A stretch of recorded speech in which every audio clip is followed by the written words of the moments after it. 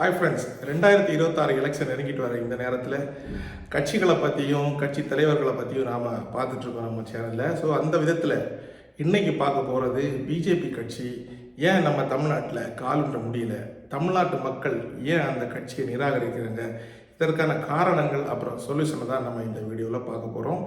நம்ம சேனலை சப்ஸ்கிரைப் பண்ணாமல் இருந்தால் இப்போவே சப்ஸ்கிரைப். பிஜேபி தமிழ்நாட்டில் காலுன்ற முடியாததுக்கு முதல் காரணமாக பார்க்கப்படுறது ஹிந்தி திணிப்பு அப்படின்னு தான் சொல்லணும். ஏன்னா தமிழ்நாடு கலாச்சாரம், தமிழ்நாடு மொழியில் ரொம்ப ஊறி பின்னி பிணைஞ்சிருக்கு.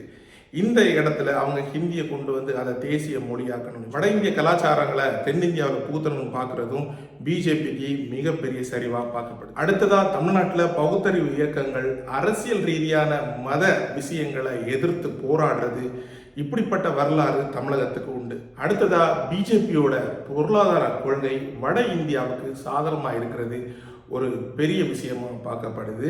தென்னிந்தியாவிலிருந்து தான் நம்ம மத்திய அரசோட பொருளாதாரத்துக்கு அதிகமான நிதி போயிட்டு இருக்கு.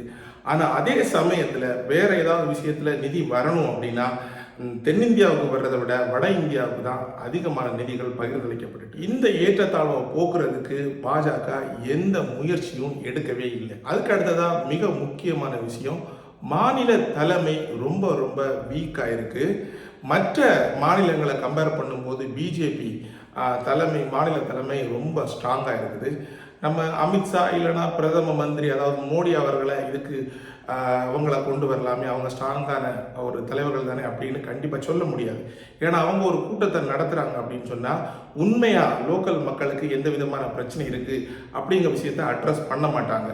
அப்படி இருக்கும்போது தமிழ்நாட்டில் இல்லை இந்த மாநிலத்தில் இருக்கக்கூடிய ஒரு தலைவர் சாதாரண மக்களோட பிரச்சனையை அட்ரஸ் பண்ணி அதை பேசுகிறவராக இருந்தால் மட்டும்தான் மக்கள் மத்தியில் அவருக்கு நன்மதிப்பை பெற முடியும். அதுக்கு அடுத்ததாக மாநில கட்சிகளோட திறமையான விளையாட்டு அப்படின்னு தான் சொல்லணும். நம்ம தமிழகத்தில் இப்போ இருக்கிற திமுக அதிமுக கட்சிகளாக இருக்கட்டும், இவங்க பாஜகவுக்கு எதிரான கொள்கையிலையும் நிலப்பாட்டிலையும் பயங்கர தீவிரமாக இருக்காங்க. மத்திய அரசு என்ன சட்டங்களோ கொள்கைகளோ எது கொண்டு வந்தாலும் அதை எதிர்த்து எப்பவுமே அவங்க மோசமானவங்க அப்படிங்கிற ஒரு நிலப்பாட்டை மக்களுக்கு முன்னாடி பிரதிபலிச்சுக்கிட்டே இருக்காங்க. இதுக்கு மிகப்பெரிய உதாரணமாக சொல்லணும் அப்படின்னு சொன்னால் நம்ம நீட்டை சொல்லலாம்.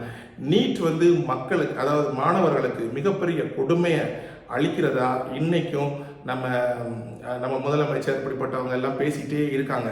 ஸோ இதை கேட்குறவங்களுக்கும் மத்திய அரசு நமக்கு பயங்கர எதிராக செயல்படுது அப்படின்னு நினைப்பாங்க.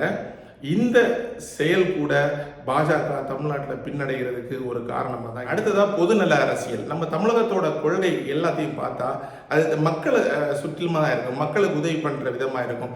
அது இலவசங்களாக இருக்கட்டும், இல்லை வேற எந்த பெண்களுக்கு இலவசமாக பணம் வழங்குறது, உதவித்தொகை வழங்குறது, இப்படி எதுவாக இருந்தாலும் சரி மக்களை சுற்றியே இருக்கும் திட்டங்கள். ஆனால் மத்திய அரசோட பாஜகவோட திட்டங்கள் இந்த மாதிரி மக்களை ஒருங்கிணைக்கிற விதமாக இருக்கிறது இல்லை. பிஜேபியோட வாக்குறுதிகள் பெரும்பாலும் தெளிவில்லாமலும் நம்ம தமிழக மக்களை முன்னிறுத்தாமலும் இருக்கிறதா தான் இருக்கு.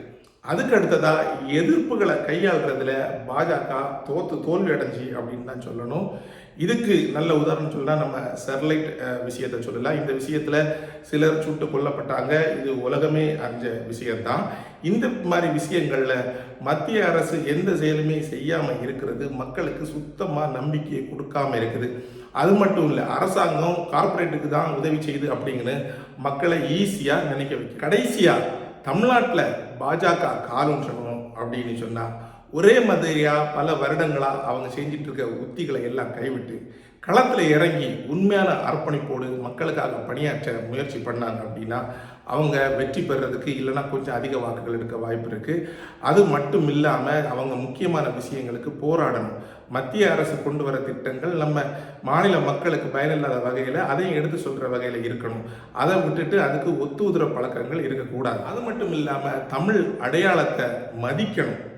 மக்களை மதிச்சா அவங்க அடையாளத்தையும் மதிப்பாங்க, மொழியையும் மதிப்பாங்க. இப்படி மொத்தத்தில் மதிக்கும் போது தான் அவங்களுக்கு ஒரு மரியாதை இந்த மக்கள் கொடுப்பாங்க. அப்படி இல்லாத பட்சத்தில் இந்த பிஜேபி அரசு தொடர்ந்து தமிழகத்தில் காலூன்ற போராடிட்டே தான் இருக்கும்.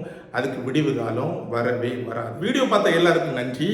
பிஜேபி நம்ம ஊரில் காலூண்டாமல் இருக்கிறதுக்கு உங்களோட கருத்து என்ன அப்படிங்கிறத கீழே கமெண்ட் பண்ணுங்கள். நாம் இன்னொரு வீடியோவில் சந்திக்கலாம். நன்றி.